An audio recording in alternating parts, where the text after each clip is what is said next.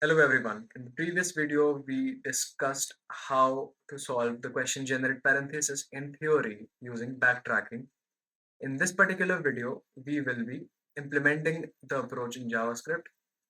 So without further ado, let's get started by implementing our answer,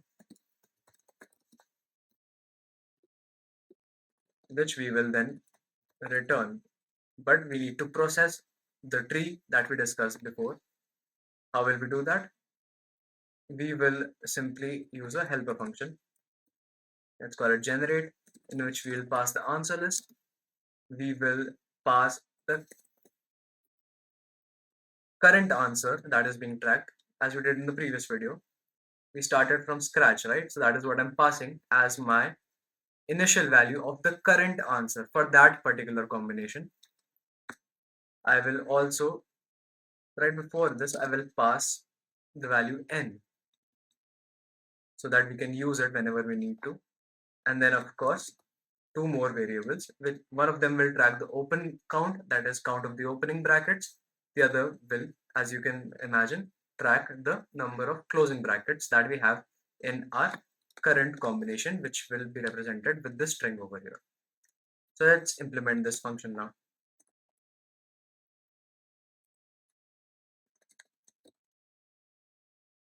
So we have our answer list, we have current answer. Again, before that, we have the number n simply. Then we have open count and close count. Now, how do we implement this branching over here of the opening bracket and the closing bracket? Very simple, we make a recursive call. That's pretty much what we do in almost all backtracking functions, right? We do something by adding something to our current answer. In this case, we will be adding an opening bracket to our current answer and increasing the count, and then we will backtrack and try the other combination out, in which we add the closing bracket, and so of course we have to increase the count of the closing brackets as well. Now we have to implement the other conditions that we had listed down, which are important for us to form our answer and stop where we need to. First is this one over here. So we can keep our open counts as they are, but as far as adding more closing brackets goes, we have to first check if open count is greater than close count. Only then can we add a closing bracket to our answer.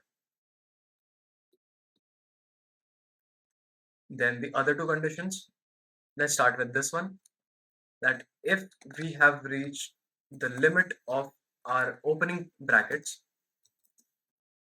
we will simply return and not process it any further. Now question is, when do we add our combinations such as these to our answer list?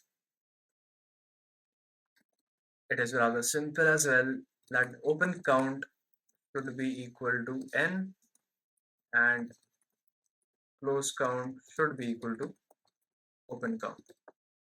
And basically all three values should be equal to each other. In that case, we will push this current answer to our answer list and simply go back from here. Alright, so let's try running this and see how we are doing. Basic cases have been accepted. We are now going to submit this. And there you go. It's a pretty good solution, beats all of them. And that's how you solve the question generate parenthesis. I'll see you in the next one.